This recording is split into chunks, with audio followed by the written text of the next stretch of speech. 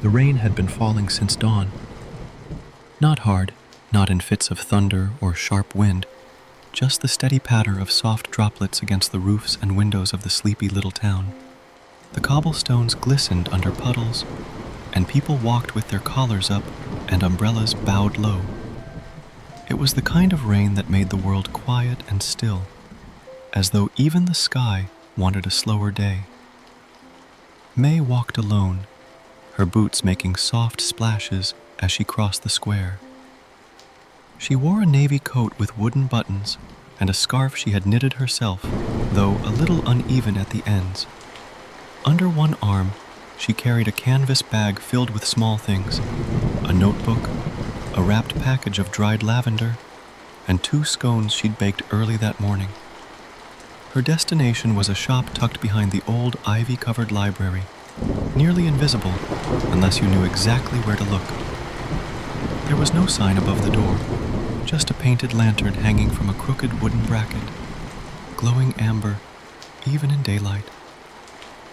She gave a little knock, a habit, though no one ever answered, and pushed open the door.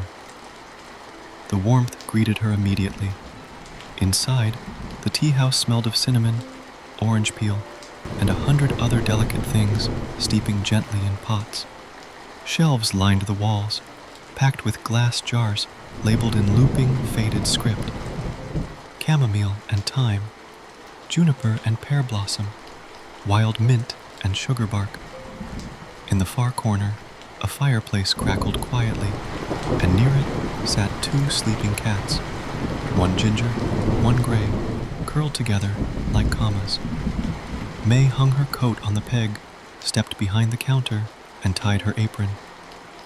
She had worked here for 2 years now, since the day Miss Isolde, the teahouse's owner and perhaps guardian, had offered her a cup of blue rose and sage and asked her gently if she wanted to stay a while. May never left after that. The kettle was already warm on the stove. She added a few more logs to the fire and took out the jar marked Rainy Day Blend. It was a soft mix of white tea, dried apple skin, elderflower, and a touch of lemon balm, light enough to lift a cloudy mood, with just enough sweetness to make the soul feel wrapped in a blanket. She boiled the water, poured it over the leaves in a porcelain teapot, and set it to steep for 4 minutes. While it steeped, she went into the small back kitchen to check on the morning's bake. The baking had started early, just after dawn, when the windows were fogged up and the kitchen still cold. The silence of the morning had been broken only by the soft sounds of butter being cut into flour and the rhythmic clink of a wooden spoon against a ceramic bowl. May had folded in cream and lavender with a kind of reverence, her movements slow and deliberate, as though kindness could be kneaded into the dough.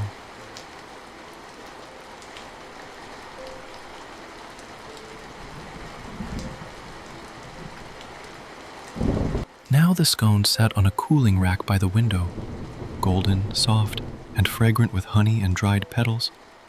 She sliced one open and spread a layer of whipped honey cream inside. The scent alone made the whole tea house feel warmer. She placed it gently on a china plate and smiled to herself. A simple gift, made with care. Just then, the door creaked open. A small bell above it tinkled gently, not loud, more like a sigh, and a young woman stepped in, dripping from the rain. She looked about May's age, with damp curls stuck to her forehead, and a soft, uncertain smile. "Hi," she said, looking around as though she wasn't sure she was supposed to be here. "Come in," May said warmly, offering her a towel and motioning to the armchair near the fire. "You're exactly on time." The girl blinked. On time for what?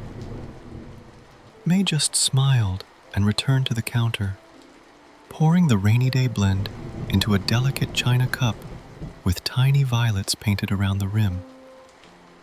She brought it over on a wooden tray with the lavender scone. "No charge," May said. "The first visit's always free."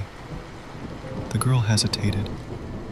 Then she took the cup in her hands, eyes fluttering shut as the warmth reached her fingers. She breathed in the steam, and something in her face softened, like she hadn't taken a deep breath in weeks. "This smells like my grandmother's garden," she whispered. "We used to have tea in a little glass room with old wicker chairs." May nodded. "That's how the blends work here. They remember things you've forgotten you missed." The girl looked up, eyes wide. "But how did you know?" "The Teahouse knew," May said simply. "It always does." They sat quietly after that. The rain whispered against the windows. The fire popped now and then, and the cats shifted lazily in their sleep.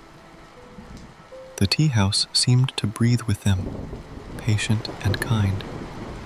May brewed a second pot, this time something a little brighter, apricot and marigold, and sliced another scone for herself. She offered the girl a warm cherry tart too, its crust golden and still holding the heat of the morning's bake. They talked, gently, as though the rain itself was listening. The girl's name was Elsie. She was passing through town after leaving a job she didn't love and a city that didn't love her back.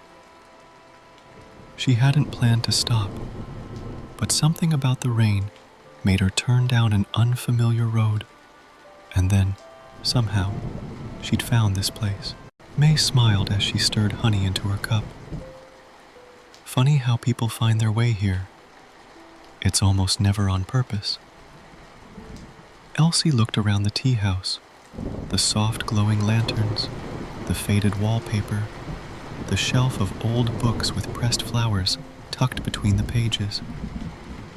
It feels like a place that holds things," she said quietly. "The kind of things you can't pack." May nodded. "It does. Little things people think they've lost. Warmth, peace, quiet moments, sometimes memories too. But we don't ask for much in return." "What do you ask for?" May smiled and looked out at the rain. "Just that they rest a while." Later, when the tea was gone and the fire had grown low, Elsie stood to leave. Her coat was dry, her cheeks a little pink from the warmth, and her shoulders no longer slumped. "I don't know how to thank you," she said. May shook her head. "No need, but if you ever forget where you're going, come back. The tea house always remembers." She handed Elsie a small paper packet. Inside, a pinch of the rainy day blend wrapped in parchment. "For the next storm," she said. Elsie smiled, gently, not the nervous smile from earlier, but one that came from somewhere deep and steady. As she stepped into the misty afternoon, the door closed behind her with a soft thud. May stood quietly for a moment, then turned back to the counter. There was still steam rising from the kettle, and more lavender to mix, more scones to bake. And maybe, if the rain kept falling, someone else would come in soon, carrying something they didn't know they'd lost. Good night.